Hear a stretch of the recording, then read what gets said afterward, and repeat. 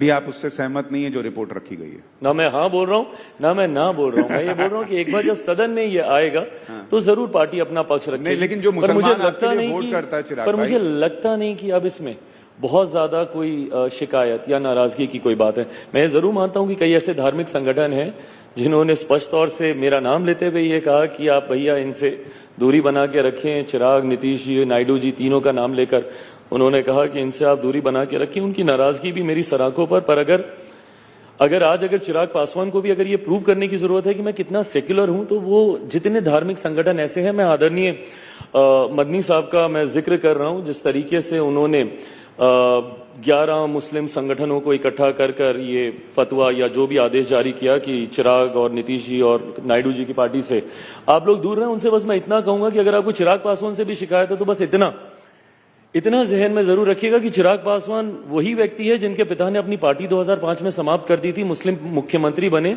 इस बात की पहल करते हुए। 2005 में फरवरी में जब बिहार में चुनाव हुए थे और उस वक्त 29 सीटें आई थी और बिना हमारे किसी की सरकार नहीं बन रही थी, उस वक्त मेरे पिता चाहते खुद मुख्यमंत्री बनते, बट उन्होंने स्पष्ट किया कि किसी भी मुसलमान को आप बना दीजिए, मेरी पार्टी उनका समर्थन करेगी। हमारी पार्टी टूट गई, पुनः बिहार में चुनाव हुए और उसके बाद नीतीश जी सत्ता में आ गए। उस वक्त हम लोगों ने जिसने कुर्बानी दी उससे तो आपको नाराजगी है, पर जिन लोगों ने आपके साथ रह के आपको धोखा दिया। 2006 में सच्चर कमेटी की रिपोर्ट आई थी सुशांत भाई, और वो रिपोर्ट क्या कहती थी कि मुसलमानों के हालात बद से बदतर हैं भारत में। उससे पहले भारत में कौन था लंबे समय तक? केंद्र की अगर आप बात करें तो कांग्रेस या कांग्रेस के समर्थन वाली सरकारें रहीं।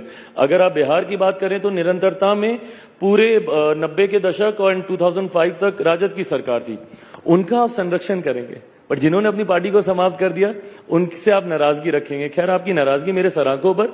मुझे जनता के बीच अपनी बातों को लेकर जाना है। जब एक आम मुसलमान अगर मुझसे सहमति रखता है तो मुझे बहुत ज्यादा फर्क नहीं पड़ता कि धार्मिक संगठन क्या कहते हैं। वैसे भी मैं पक्षधर नहीं हूं। धार्मिक संगठनों को राजनीतिक पक्षपात से दूर रहना चाहिए और राजनेताओं को धर्म की बातों से दूर रहना चाहिए। तो अगर आपको चुनना पड़ा, मान लीजिए आपको ये सेंटिमेंट दिखा बिहार में भी मुसलमानों का कि भाई ये बिल तो इस स्वरूप में नहीं स्वीकार हो सकता जो मोदी जी ला रहे हैं, तो आप जिन मुसलमानों ने आपको चुन के भेजा है उन मुसलमानों के साथ खड़े होंगे या अपनी गठबंधन के साथ खड़े होंगे? भाई देखिए, उसमें आपको ये भी तय करना होगा कि आप किन की बात कर रहे हैं। अब जब ट्रिपल तलाक की भी जब बात आई, विरोध तो उसमें भी था, बट आपको समझना होगा ना कि कौन सही कह रहा है कौन गलत कह रहा है।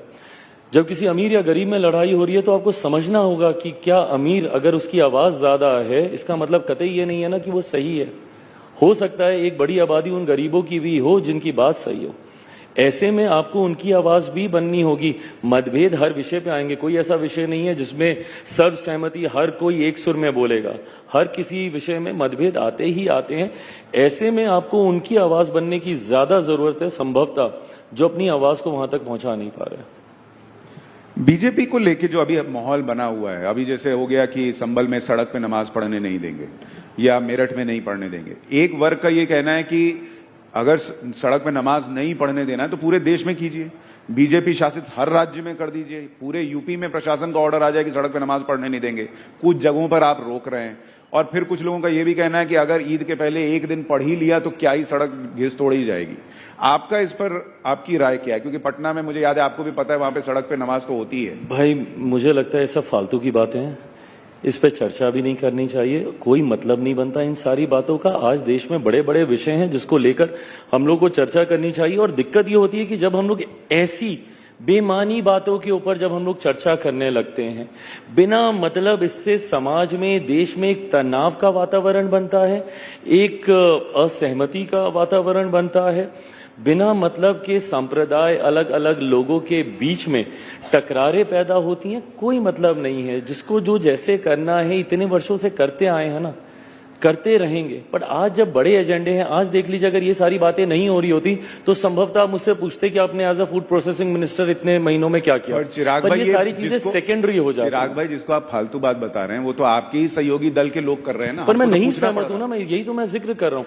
भाई देखिए, मैं 21वीं सदी का पढ़ा लिखा ही हूं। मुझे इन सब बातों से, और मैंने इस बात को बोलते बोलते मैंने कहा है कि धार्मिक विषयों में नहीं इंटरफेयर करना चाहिए। वो व्यक्तिगत आस्था का विषय है। मैंने जब इफ्तार दिया, मैं तिलक लगा के गया हूं। अब उसको लेकर अगर ये विवाद खड़ा किया जाए, भाई मेरी आस्था है ना इस पेपर, वो मेरी व्यक्तिगत आस्था है।